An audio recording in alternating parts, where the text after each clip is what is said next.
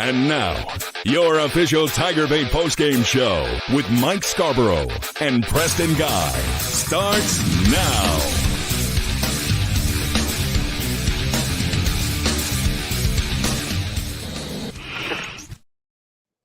All right, another LSU gets the win, but it wasn't pretty affair as LSU 34-17 over UCLA. And of course, everybody's talking about what this means, looking around the rest of the SEC in the nation, looking at the rest of LSU's football schedule, wondering how this team is going to fare as the weeks start to get here. South Alabama scoring a ton of points. Major Applewhite, of course, for Baton Rouge Catholic High next week. What's the over-under on how many points South Alabama should expect to score on this LSU defense that still has a lot of issues? And, yeah, there's stuff there that can be fixed, but I think that's part of some of the sarcasm, exasperation, however you want to classify Brian Kelly's postgame. When he says, this is your team, if you ever saw the movie Hoosiers, that's what he's saying. This is your team. There's not a whole slew of Jimmy Chitwoods. They're going to come out of the stands to rescue this football team. He has what he has. That's what he's got to work with. And so it's going to be, like I've said now for several weeks, LSU is going to win some football games, and they're not all going to be pretty. Certainly, LSU was the better football team today. Put together some really nice yards and some nice drives in the second half to put UCLA away. I'm sitting in the back of the end zone listening to fans behind me, waiting for the end of the game, and really hoping that LSU, with that last opportunity in the fourth quarter, for them to finally beat the point spread. LSU is now 0-4 against the point spread this football season. So we're going to talk about that and a lot more. Please, if you're enjoying this post-game show, hit the like button, and also please share to your social media. Let your fellow LSU buddies know that we're live, and we're going to be here for about an hour. And all right, Preston, give us your thoughts. Well, I'm kind of feel pretty fiery about a handful of things about this game. Number one, if you're calling out fans for not being in the stadium, for not being in their seats in particular, because a lot of fans were hiding for shade, take a look at that stadium. Look at the east side. Look at the west side. The shaded side, 90% full. Other side, half empty. If you're one of these people coming out here saying fans are soft and leaving the game, dude, they're fans spending their money to enjoy the game, their money in their spare time. You don't have to be some well-conditioned athlete.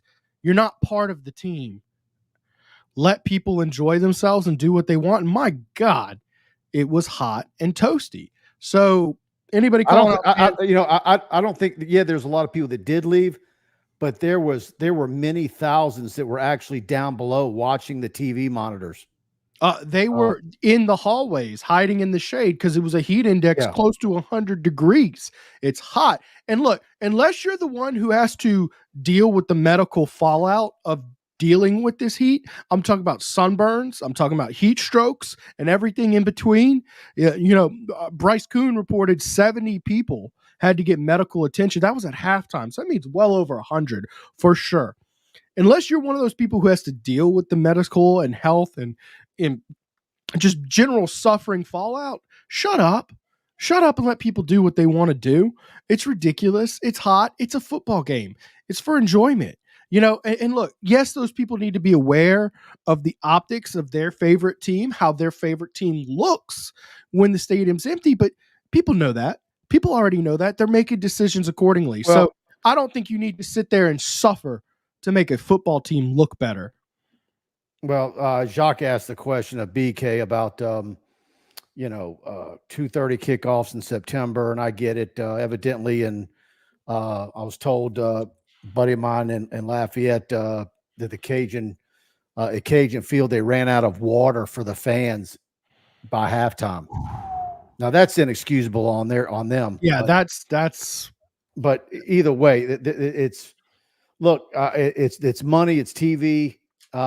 The heat factor in 2024 is no different than the heat factor in 1990 or 1987. This has been an issue that LSU fans have always had to deal with. And I'm sure if Woodward, showed them a bunch of statistics about what Acadian Ambulance and all their people and medical folks were dealing with on a weekly basis, and the numbers and and trying to plead the case to have everything at night. Ideally you could have every game at night, but it's just that I'm sure they've done that for years, and it's never mattered. You're not going to get your way. So the east side always takes the brunt of it, and that's just the way it is. Well, look, here's the thing. I think that should be a valid argument to move games. And a lot of people talk about, well, then, okay, all the games in Texas and Florida, you'd have to move them all to nighttime. So what? I don't care. There's plenty of teams. Yeah, I mean, look, in Oxford, it might be a little bit cooler, but not much. Right, that's what I'm saying. Starkville, but College here's the deal. Station. The Mike, most brutal game I ever went to, heat-wise, was at A&M in 1995, Kevin Falk's first game. There are football teams that play north of the Mason-Dixon line. I'm just saying. You think Maryland really needs a nighttime kickoff? I mean, come on, man. There has to be some health consideration into this conversation. And here's the thing. People will call you a putz for saying, it's safer in the South. You're being a wussy. Well, you know what, man? If we're talking about 30-degree weather up north in November, that would definitely fall into consideration. They'd be like, yeah, you got to do a day game because, you need it to be an extra 10 degrees hotter. You can't play a 20-degree night game. Let's move on. We beat this drum. But I get it. All right, let's go. Here we go. Apathy. Dan Kelly seemed a little feisty at that post-game presser. Yeah, look, I enjoy his dry sense of humor and the sarcasm, and if you want to call him a smart ass, I get all that. I think a lot of it is humorous, but part of that sarcasm is, I think, is partly aggravation, because a lot of the questions and the things that the fans are saying, and people are diagnosing this team and giving them a prognosis and I think he probably knows that there's some things at this team that can only get better through recruiting, and that's why he says there's no free agency, because he knows that this team is what they are, and you just got to hope that you can fix some things incrementally, but the bottom line is, and I've said this for weeks, and people say, Mike, you're being negative. This team is lacking a ton of talent. Lacking, okay? Some of your most talented players are very young. This team, football-wise, is 2 years away from being a true competitor for championships. I'm sorry. 2026 is the year. They've got to have this 25 class come in the way it is and add a few more pieces to it. And you've got to have a 26 class just like it. And then also, a handful of pretty good transfer portal kids to go along with it.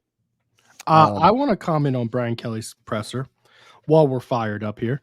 I thought he was a smart ass in a lot of ways, and I thought he shouldn't have been. You make a crap ton of money to go out there and address hard questions. When someone asks you about your running game that continues to struggle, maybe you should fix it if you don't want to deal with tough questions. You make more money than everybody in that darn press conference combined. Maybe you can just handle a hard question when you run the ball 28 times for 102 yards. Another point. He was asked about Mason Taylor and his milestone becoming the LSU career all-time yardage receiving leader for LSU tight ends. And he took that opportunity to trash on the media instead of praising his players. Shame on you, Brian Kelly, for not taking an opportunity to praise Mason Taylor for the hard work. I think I'm going to disagree with you. I think you're missing the sarcasm. I don't think it was sarcasm. He was like, I don't want to talk about it because all summer long, you guys didn't want to talk about him. Dude, plenty of people talked about him. That's why it was sarcasm, Preston. He wasn't a focal point last year in the offense. He's not going to get preseason All-American.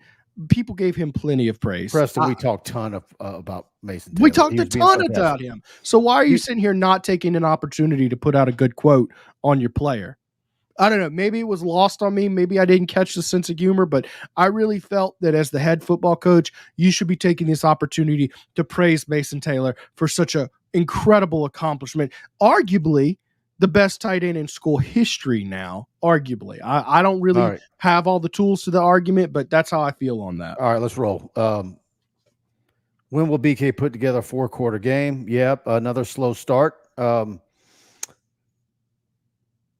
Davis, I took it as him joking. I could be wrong, though. All right, let's see.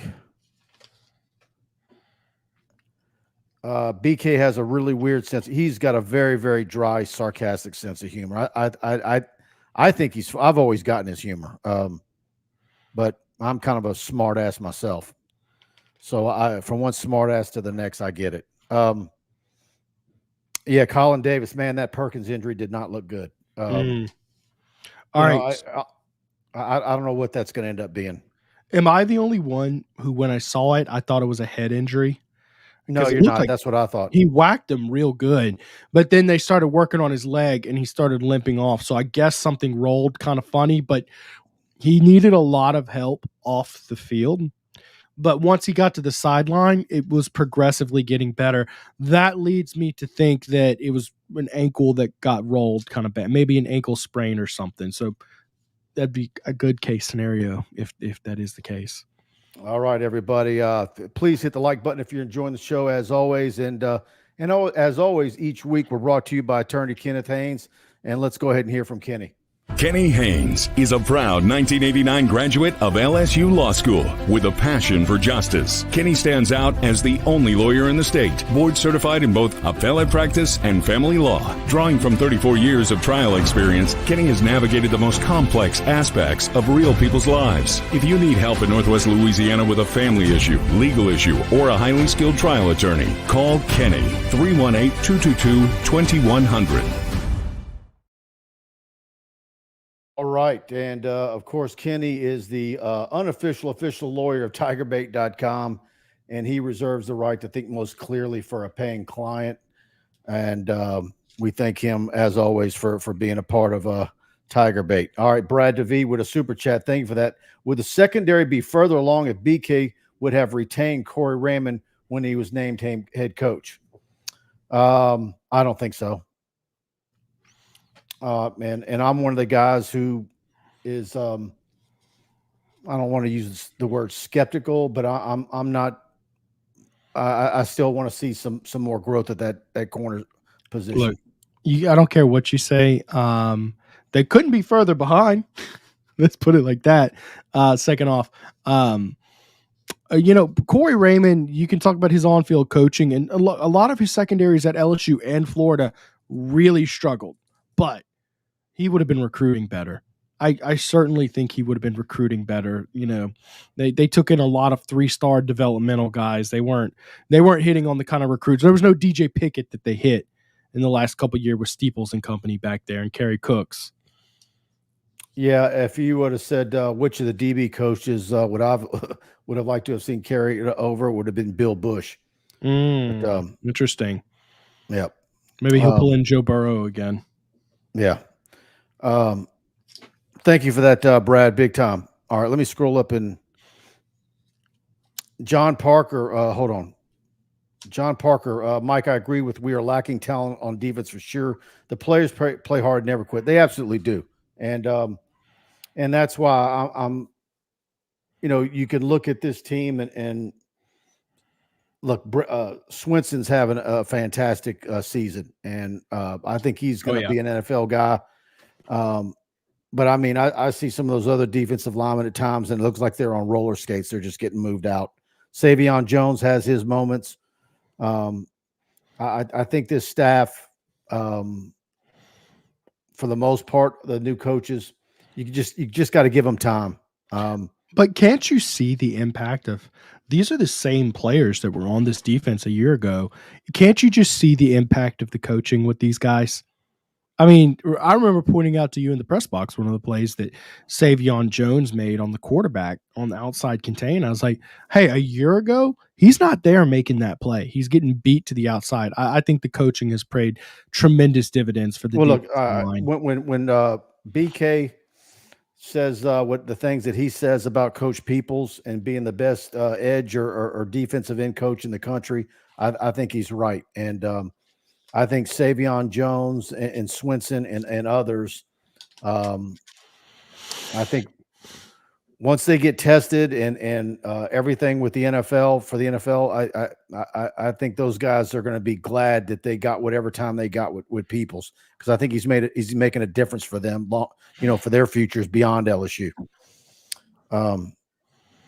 Yeah, Dylan, I was talking to someone on the way back home. Perkins should just move to running back since he can't tackle. He's fell off so bad. I talked to someone on the phone earlier that just thinks, he kind of wonders if, not that you want Perkins to be hurt, but he thinks that maybe it might be a positive for the linebackers, that they actually might be a better group. To me, you're still trying to find out who he is. The problem with Harold Perkins is he's too big to be a safety. He's still trying to figure out the linebacker position. He's undersized to be an edge rusher. He wants to be a linebacker in the NFL, but he's built like a running back. I don't know where this all ends up years from now for him. I really don't. Yeah, I mean, I think at a certain point you have to wonder if, it is just Harold Perkins and his play. I mean, I think we've been blaming the coaches for so long on him. At a certain point, you're on the field. You got to go make some plays, man. And I think he's been serviceable, but he's just not been. He's a tweener. He's in between so many positions. Yeah. I mean, he is the ultimate tweener. No doubt he's a great athlete. You're never going to hear me say anything different from that. Kenny Haines with a super chat. Stamps can't hold up in coverage, not in LSU SEC corner. Yeah. Maybe not yet. He's still a young player. But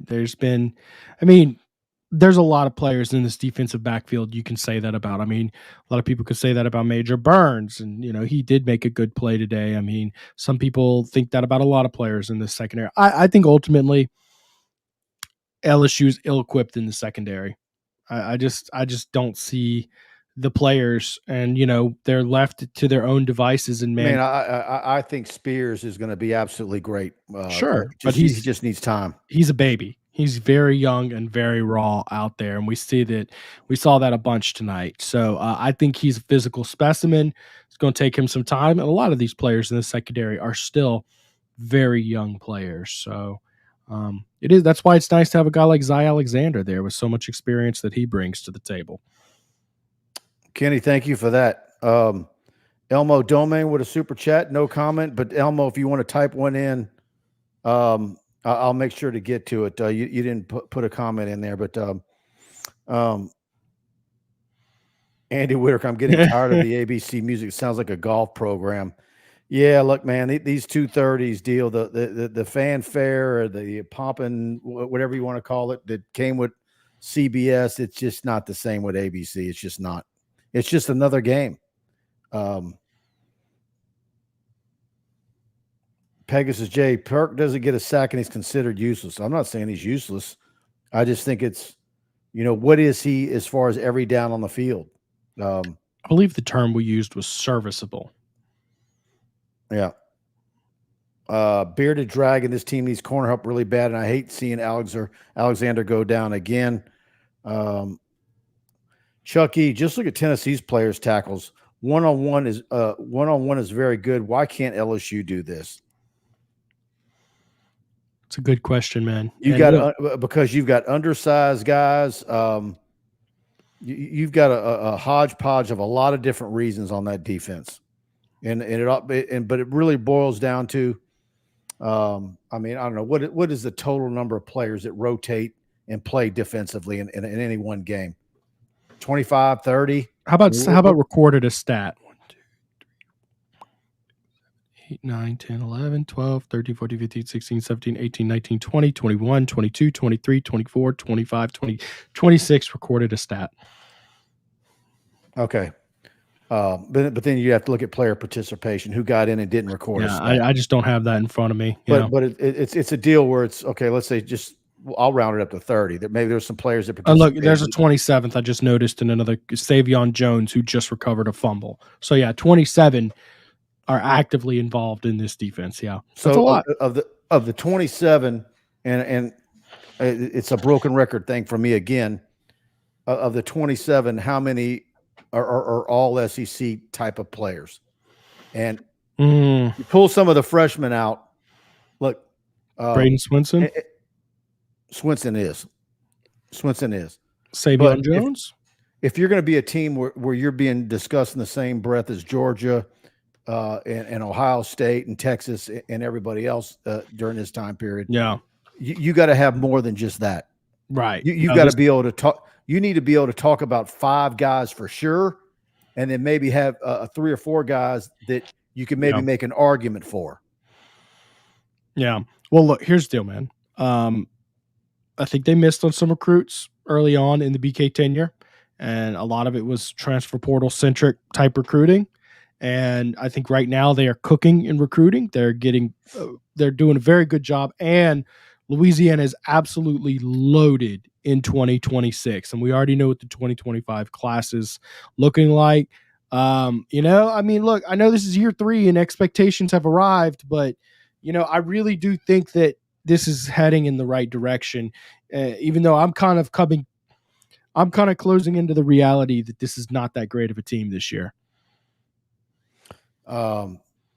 His humor grows old on people. That's what happened at Notre Dame and the young blood Preston. I think Mike is right. BK was just trying to be sarcastic. He's not that good at it. You know how he's being sarcastic? Because after he does it and someone's talking, he's looking around the room and like, I'm getting nothing, no crickets. Like, and then he just kind of shrugs his shoulders and takes I get it. I'm standing back there. I'm looking at his body language but the thing about the sarcasm is it's also rooted in there's some pain in there for him, Yeah. It's not a defense mechanism, or maybe it is, but it's because some of the stuff is really starting to grate on him. Yeah. It'd be one thing if it was like an opportunity where it's very appropriate to crack a little joke, which most of what he does is. I don't really find your tight end breaking career receiving marks to be an appropriate opportunity to crack a joke on the media. I just don't, guys. The commercials are totally out of hand. Feels like games. That third quarter went by quick. It was 31 minutes. That was a quick third quarter. That's right. But here, look, Preston was talking about the 2:30 kickoff for the Heat, and nobody likes to hear media bellyache and whine about, press box food or anything like that. But I just despise 2:30 kickoffs because it's an inconvenience. All right. Mm-hmm. To me, if you're gonna have to play a day game, I'd rather be at 11. And if you have to play a day game, I'd rather be at 11 when they're on the road. Just because a 2:30 kickoff, you really can't do anything in the morning or late morning to run errands or anything. You're basically in game day mode as soon as, particularly us, because we got to get to the stadium. I mean, I left the house 10:30. You know why I love day games? So look, we're at 9 o'clock at night. I haven't had dinner yet, and so by the time we're getting done with our work after we put up all the content, a Saturday night is blown as well. Here's what I like about day games. A whole Saturday shot is that I don't have to deal with you being grumpy at 1 a.m. like I usually do for a night game. Here's the thing that Preston doesn't get is that part of he thinks I'm a boomer when I'm Gen X. Barely. But I like to play the part of a boomer just to mess with him. And so I like to think I'm going to be that cranky old man, but it's mostly going to be an act. All right. Elmo Dome sent another super sticker. Thank you for that, Elmo. Elmo, I really appreciate your support tonight, man. Absolutely. And again, Elmo, if you got a question or a comment, here we go. Here's one. I want the defense to wrap up too many missed tackles. And yeah.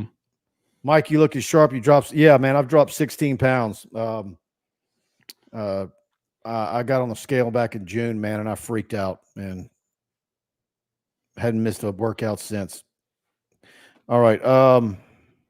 Hold up. I got someone calling me out. I want no cojones, Kelly, my boy, the BFF. Suck it up, Press. Hold on. I'm sucked up, man. I'm good. I don't care when kickoff's at 11 a.m. Great. I'm definitely the get off my lawn he guy. is. Oh yeah, he is. He's just the grumpy old. But I enjoy doing it. Like I like messing with the SID kids. You know, just to play the part for them. Here's the thing I've learned about Mike over the years, guys. He's grouchy and he'll make a comment that's over the top, and then 3 seconds later, he's fine. He recovers. Yeah. It's fine. It's like it's actually kind of cool working with someone like that because it's like, all right, we got it out of our system and it's over. We move on. Let's go. Yeah, but that didn't work well with me with my exes. It works sometimes. All right, Andy Whitaker. They should consider hitting the portal hard on defense. Go after some one and dones. I understand the high school recruiting philosophy, but you've got to get a better defense next year. It's a must. Yeah. You know, the reason why I say they're 2 years away is because I just, you know how the schedule flips next year. Have they released the SEC you go to schedule? Ole Miss, you go to Alabama, you get A&M at home. But they haven't released the rest. You'll go to Oklahoma, right? I mean, how's this going to rotate? I don't think does it necessarily mean you're going to Oklahoma next year? No, I don't think it does. You're not going to have Oklahoma at all. You could be going to Austin. That's what I'm saying. I don't think they've released it yet. And someone correct me in the comments if I'm mistaken here, but I don't think they've released it yet. Now, your three permanents, those are going to flip. You are going to Ole Miss and Alabama next year, and make no mistake, that's going to be brutal. I'll be honest with you, man. I mean, I couldn't care less about the Mississippi State game, but I do miss having that Auburn on the schedule. I hope it's not many years where you go where Auburn's not kind of regular. It's just kind of odd not having Auburn, where you're looking at Auburn coming up. Looking at Auburn games to wonder what they've got because you're going to play them. My ultimate take on that, though, is that rivalries and matchups you enjoy seeing regularly, that's all fine and dandy. Don't get me wrong. What's more important is having an equitable, fair way to determine your conference champion. And when you don't rotate every year, and you have one permanent cross-division opponent, it just becomes it's a joke, guys. You got to have more rotation. I'm sorry, you can still be a rival if you play every other year. Sorry, Spencer Prejean. If Nuss returns next season, will be in a starting position. No, he won't be, but it's going to be very interesting to see what the quarterback room looks like after December and after spring practice. It's going to be very interesting. Is it? What's the over and under on transfer portal quarterbacks? 1 or 2? Well, you have to figure, AJ Swan, unless something crazy happens, I don't think he's, look, I hate to say negative things about kids because they are still amateurs out there, but the writing has to be on the wall. He's third string, and Ricky Collins is younger than him. Not to mention they're bringing in Bryce Underwood next year. I think at least one of these guys will go. Yep.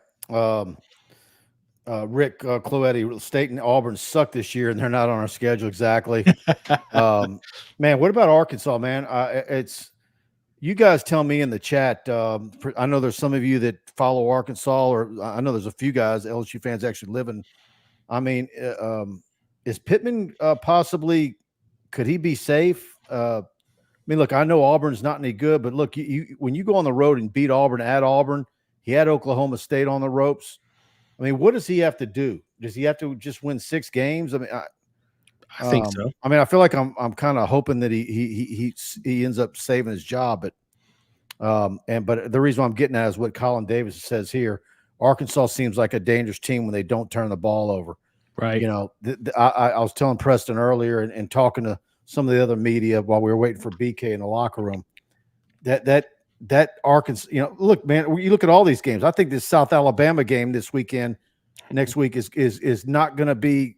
It's not a gimme. That one's looking very scary. And you go at Arkansas. I just got this weird feeling that whether it's South Alabama or at Arkansas, that those could be somebody that bites LSU and makes it a definite heading towards a 7-5 football season.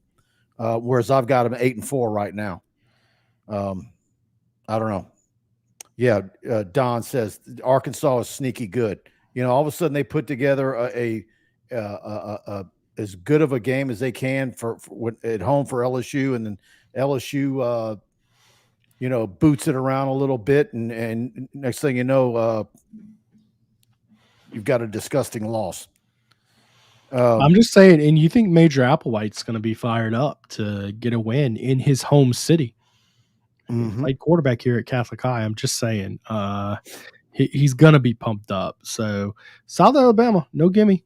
Yeah, Arkansas maybe, USA no. How? But I'm telling you right now, what you tell me, you've seen, regardless of what the win-loss record is for South Alabama, look at their offense and the points they're scoring. What's the over and under on how many points South Al is going to score next week? We were talking about in the press box. I bet it's like 30 to 32. If we want to set an over and under on how many points they're going to score. That means to effectively blow them out or win by 3 scores, you would have to put up at least. Are we talking about a 55 to 35 football game? Is LSU's offense consistent enough against anybody to do that, though? I mean, we saw them struggle against Nichols. South Al's defense isn't going to. Is it? If LSU comes around and sleepwalks for a quarter and a half, can they start fast? Nichols limited LSU to 44 because they ran the ball, they controlled the ball. You know what I mean? Like that those games will make it kind of tricky like that. South Alabama doesn't have that style offense. Kenny Haines with another super chat. Mike, I watched BK talk to the team on the path. Disconnect. Bunch of guys slouch, showing uninterested. Not easy for me to say. Look, you watch that, and we know what the CBS writer had to say about which I kind of thought was a little bit of nonsense. But who do you think his source is? I just think he's a CEO guy. I just, and that's not a bad thing. Well, but the John Talty story you're mentioning, who could he have possibly talked to that would have been a good source for that information to say the team is disconnected and he's not receiving the messages the same way it was at Notre Dame? We talking about a coach he just fired? We talking about a current coach, current AD? Look, I mean, how would you know? There's all sorts of ways to get stuff like that. I mean, I used to have a guy that was an assistant coach at another school that gave me top-notch info on LSU because he was best friends with a coach on a previous staff. I mean, you never know how this stuff gets sideways. You can get information sideways. Particularly when these coaches are on the road recruiting, they're all buddies. They're competing against each other for recruits, but they run against each other. And they also complain to each other about what they're dealing with. But I'm not saying that's what it was. It could be a player's father. Who knows? That's what I'm saying. I think that there's a handful of good, legitimate sources you can get out of this. And there's a wide, just vast array of bad sources who would have malintentions, right? Like, think about it. Okay, let's say it's a buddy coach on another team, say a rival team, say a team competing with you for recruits. And you can embellish some things to kind of, coax up that stuff. That's my point is there's a lot of bad sources and a very select handful of good sources when it comes to that. Here's the bottom line. Regardless of any of that, winning cures everything. That's correct. And when you've got 105 players, you're never going to have every kid happy. It's just not going to happen. And look, you know what? For all the harm of the first half and the second half, these Tigers took care of business, man. I mean, you look at the second half tonight. If this team plays the way they played in the second half, watch out. Now, I do think a bit of it was just UCLA just didn't have what it took to compete in the second half. They just got drained dry. But LSU outscored them 17-0, outgained them 244-89. And today LSU wins the turnover battle 2-0. So, guys, the thing is, as frustrating as it is watching this team because they're not as good as you want to be, what's even more frustrating is there's a lot of things to like about this team. I keep on saying it. There's a lot of things to like about it. All right. Here they are. Guys, you got to get over to Stroubes and have a fantastic meal. All the TigerBait shows are proudly brought to you this football season by Stroubes Seafood and Steaks, located at 107 3rd Street, downtown Baton Rouge. Stroubes prides itself on providing a 5-star dining experience for a reasonable price, locally owned with ownership right there in the building, taking a high level of pride and bringing you the best service. you just won't get from any corporate establishment. Stroubes features a full menu of specialty meats, including USDA prime Black Angus steaks and plus 100% certified Wagyu New York strip. And for those looking for something outside of red meat, they offer dry-aged pork chop, black truffle lobster pasta, redfish, and a lot more. Best dessert menu out there. And so book your reservation online at Stroubes.com and make sure to let them know that TigerBait sent you in. And I always talk about that cowboy ribeye on the screen, and I could destroy one of those right now.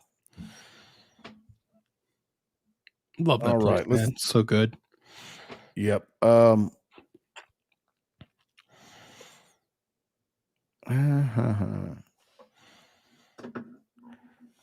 Ole Miss didn't look like world beaters right tonight either. What's going on there? I'll look that up. You get to another comment. Fire 3449. Talty is a ass clown Bama lover causing trouble. He is a Bama guy. Yeah, CB Allen. South Alabama is going to be a handful. And Kiffin could be coaching at Florida next year. I saw someone put out a graphic today with the betting odds for who's going to be the next coach at Florida. And they only had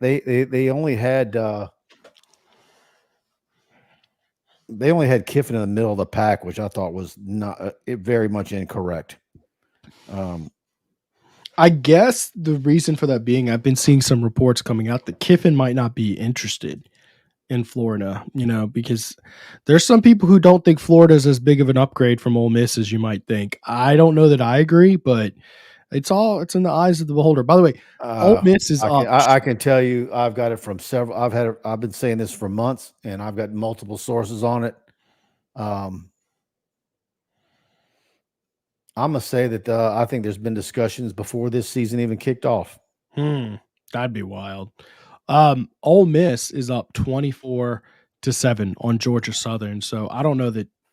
I don't know what you expect out of, a halftime score, but they're certainly in control of that game. Andy Wicker, I love this team. They aren't great, but you can tell the culture is there. Unfortunately, I think next year will be rough just because of what we're losing, especially if Nuss leaves. That's where I'm at, and part of it's the expectations. I don't think it. What was it? Was it half?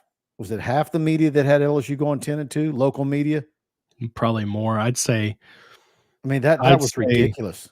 The average was 9.8. That didn't help. That didn't help.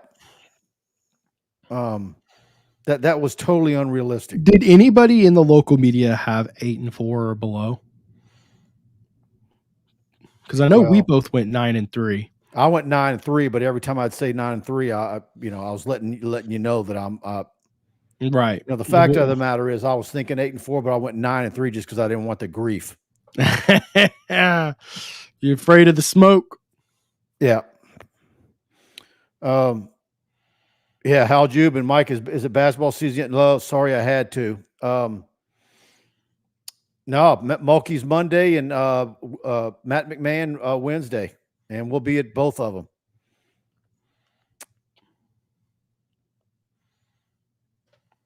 Rick Cluetti, guys, why don't we throw Ricky Collins to run that red zone read and keep it occasionally just to stop linebackers from crashing in? I like that idea. I like that because I wonder if they'll start to add some more of that. Go time. LSU defense stinks again. Stink is a strong word, man. I think their coaches are doing a very good job coaching with the talent that they have available to them. It's just they play an aggressive style of defense. And in that, you got 2 turnovers today. You were all over the quarterback's face. And sometimes you've got guys in one-on-one coverage, or you've got guys in boxes in the run box having to make one-on-one tackles. And sometimes when you don't have the Jimmies and Joes there, sometimes they fall flat. And that's what's happening. We're seeing they make some play. The defense giveth and it taketh a lot, but at least it's not like last year where you played soft zone coverage and you're just getting picked apart all day long. Travis Wilburn, linebacker, blow assignment. Secondary just isn't good enough overall, and offensive line still isn't there on run blocking consistently. Man, Travis nails it. I mean, I'm not going to argue with him. Pretty much. Although the running game was better tonight.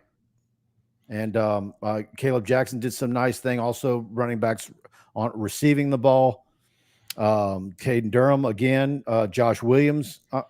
Caden Durham caught the ball. I think there was some things running from the running backs tonight that you can hang your hat on and feel a lot better about that group than you have in previous weeks. Certainly after last week's Caden Durham performance, we were certainly feeling good about him particularly. But I think all three running backs tonight had their moments. By the way, Caden Durham tonight, 6 for 14 yards. Does that shock you? A little surprising. Yeah. 24-7, Ole Miss at the half. Yeah. Yep. Okay. A&M only at 3 in the third quarter. Ole Miss, Oklahoma looks horrible. What's the score on that game? 19-3 in the third quarter. Boy, Jackson Arnold is just not gelling there. A lot of people were touting Oklahoma's demise preseason. Looks they've got a lot of ammunition tonight. Although Nico Iamaleava for Tennessee looks very legit. He looks like the real deal. Travis, I'm with you. Travis is again coming in with some good stuff. Yeah, Bo Davis and Kevin Peoples are doing a great job on defense. This defense, I don't know where they're going to. In fact, I haven't even looked at it. Where is LSU nationally in total defense? Give me a second. I'll pull it up.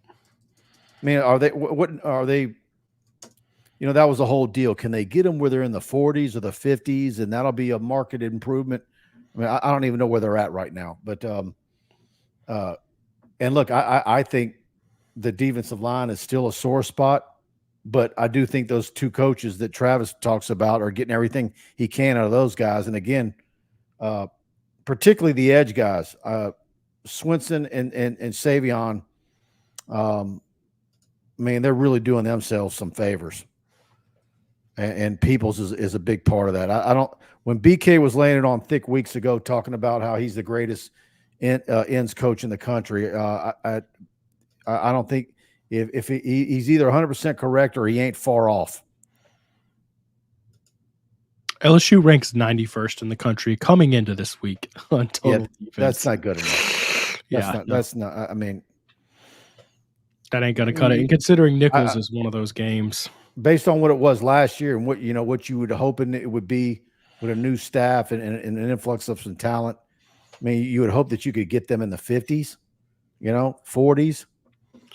I don't think you could expect anything better than that. But dude, that number is not good enough.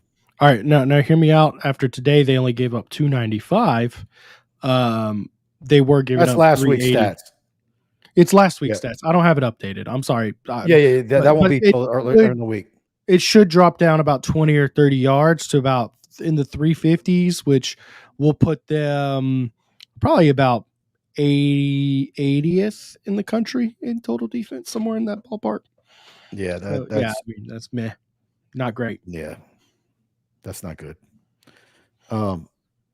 Yeah, Travis, they're another year away from being in the 50s, and I think 2 years away from being where you need them to be a legit championship in the discussion.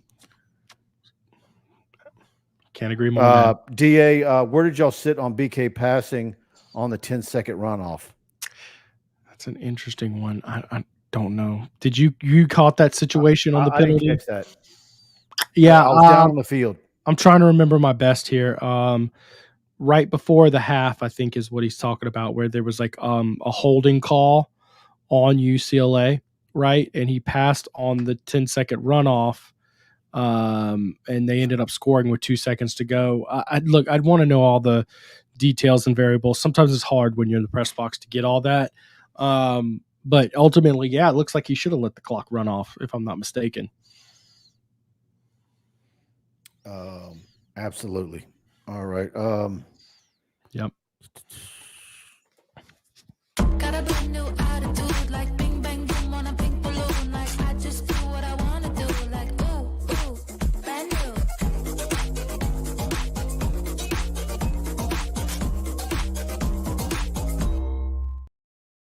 All right. Genesis of Lafayette. There's a reason why they sell more Genesis vehicles than any other dealer in the state of Louisiana in Lafayette. Give them a chance. I don't care if you're in New Orleans, Baton Rouge, North Louisiana, Genesis of Lafayette, big LSU fans down there, right there on Johnson Street. Best service, new showroom. And give them a call, 877-856-2961, 877-856-2961. Tell them TigerBait sent you. Get a test drive. Go look at that GV80, GV70. Absolute best in their market as far as in each category as far as vehicles. And you can't beat what you get from Genesis for the price. And Genesis of Lafayette, tell them TigerBait sent you. All right, here's one. Bryce Boudreaux, Combat Sports announcer, with a super chat. Hey, guys, currently using a speech-to-text driving home from the game on I-10, currently passing through Jennings, heading home to Lake Charles. It was a hot day. Yeah, be safe on the road, but it sounds like you're almost home.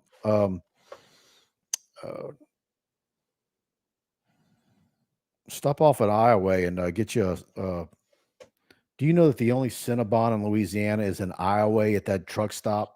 How is it that we only have one Cinnabon in the state of Louisiana? I don't know, man. That's ridiculous.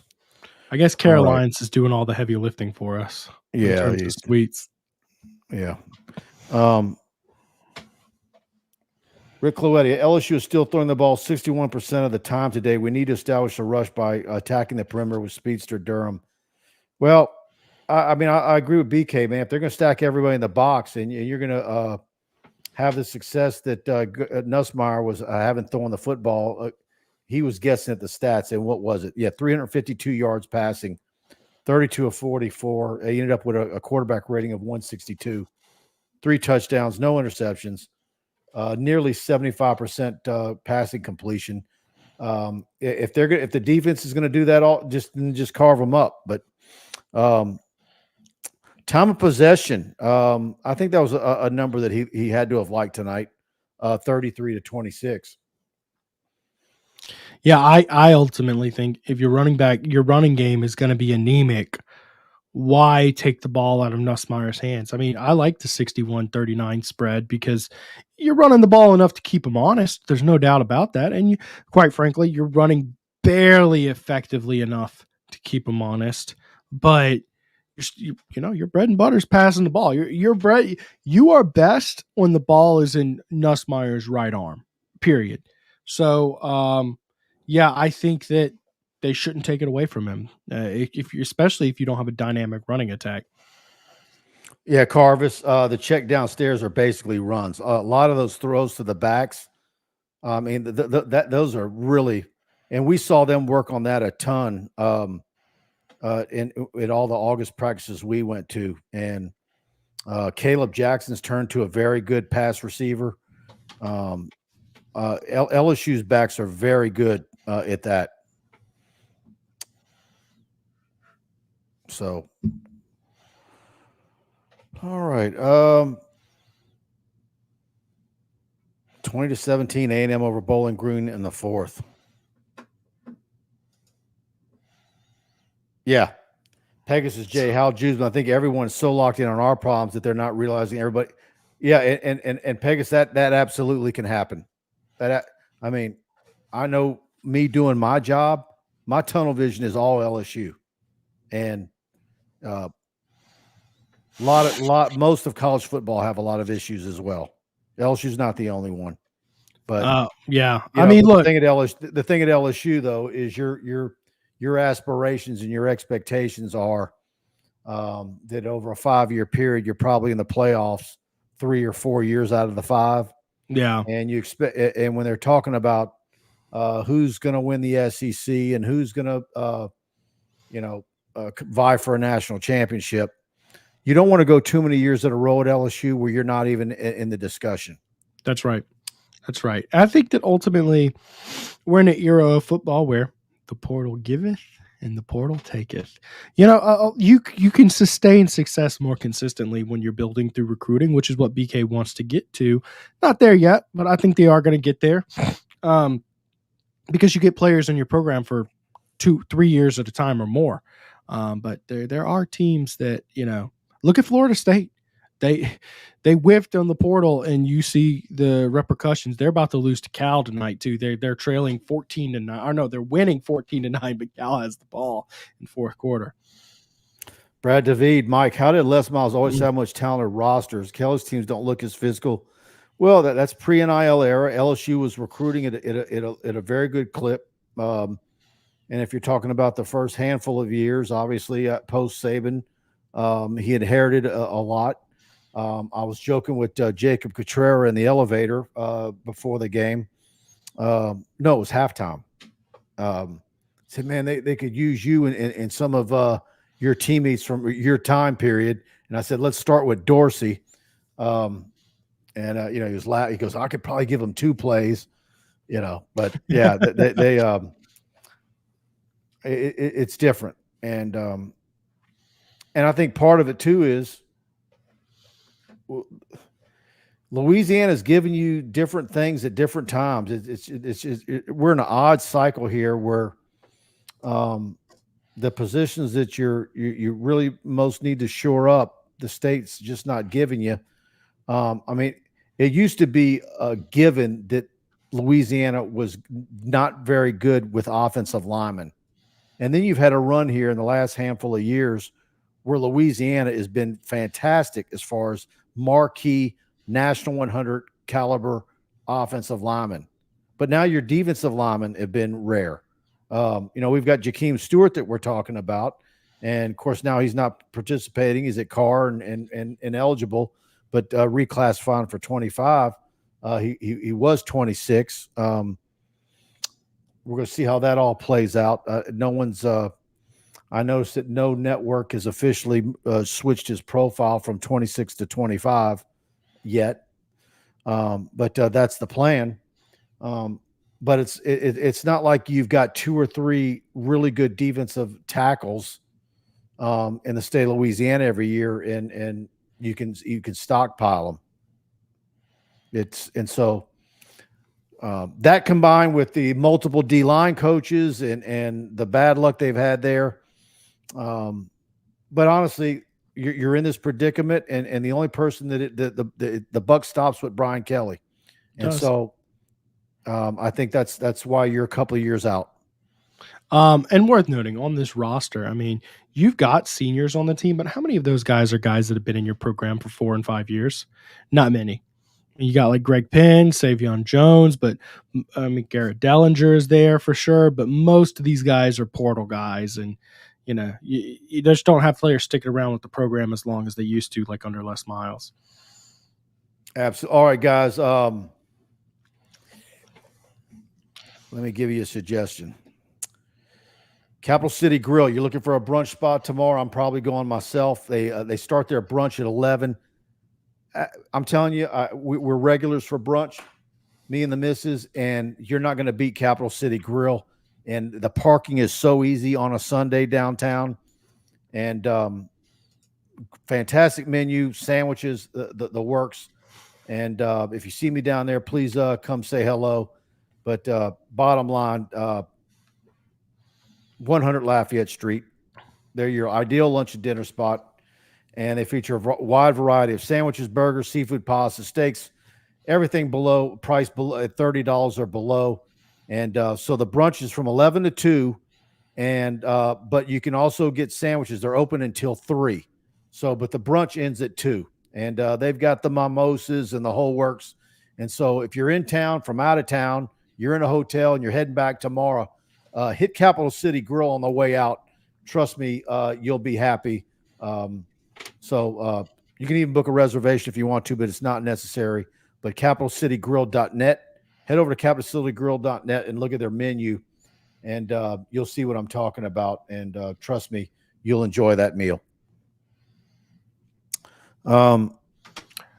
Keith Kelly Watley, great show. With all the problems, I still have confidence in Brian Kelly.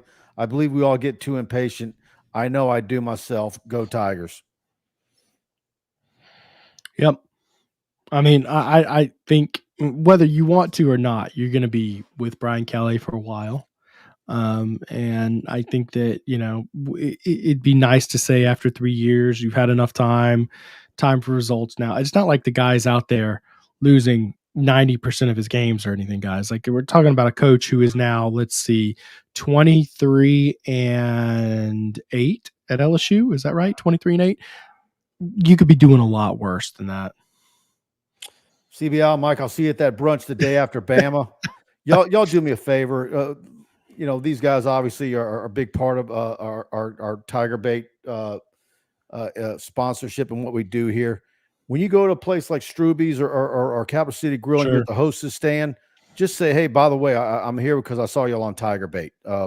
Helps us out do a me lot. Do me that favor, and I'll appreciate it. And I'll probably will see you there after that Alabama game. We're trying to go a couple of times a month because the food is just fantastic. Travis Wilburn, I don't think Tennessee is that good. Oklahoma looks horrible at home right now, but Tennessee are keeping them in the game. 22-3. I don't know. I mean, look, I think I haven't watched too much Tennessee, but I've seen the highlights. Nico Iamaleava, I can tell you, he's the real deal.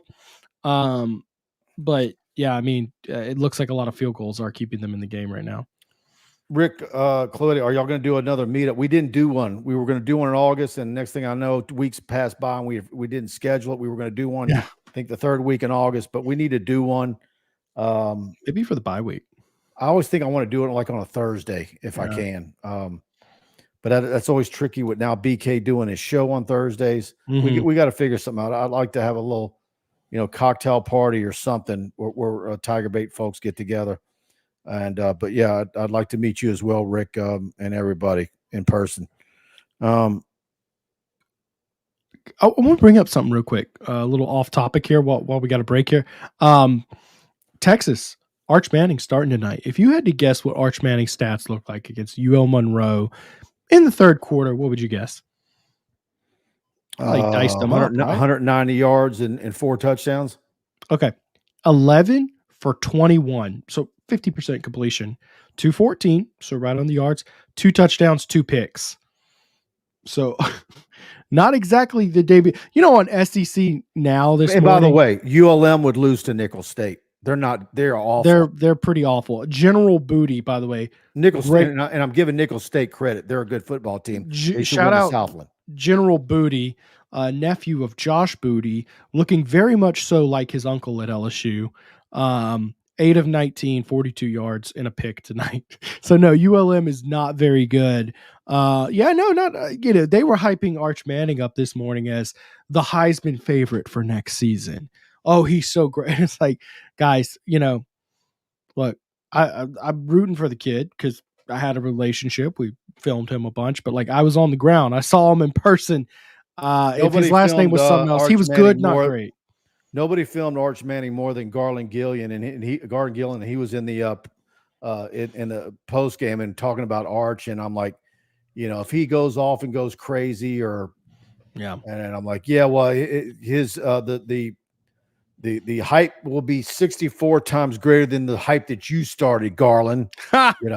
Yeah, he was the Arch Manning specialist. He's like, how they had like a Brett Favre cam for games where it's on him 24. And I teased Garland because while he was doing all the Arch Manning stuff, I was heading to STM and Walker Howard every other week back in those days. So I got to see Arch quite a bit though, and I thought he was good. I thought he was top 12 quarterback in the country, 4-star kid, good. There's some guys out there saying he would be 3-star. I think that was a little harsh. Good, but I mean, he was one of the highest rated recruits in the history of college football. Certainly not looking like it tonight against UL Monroe. Weird stat. College Game Day has been at SEC team game all 4 weeks so far. Away team has won and is winning all 4 so far. How about that? Yeah, that is interesting. But as far as them being at SEC venues, that's where their bread's buttered, and the numbers don't lie. The South Carolina game, did you see the numbers on that? The eyeballs that one got for an 11 a.m.? I didn't. No, what was it? It was the second best, highest viewed of the day. Jeez. Almost 6 million viewers. That's pretty good. That's really good. That's crazy for a back end of the top 20 team in LSU and an unranked South Carolina team. Yeah.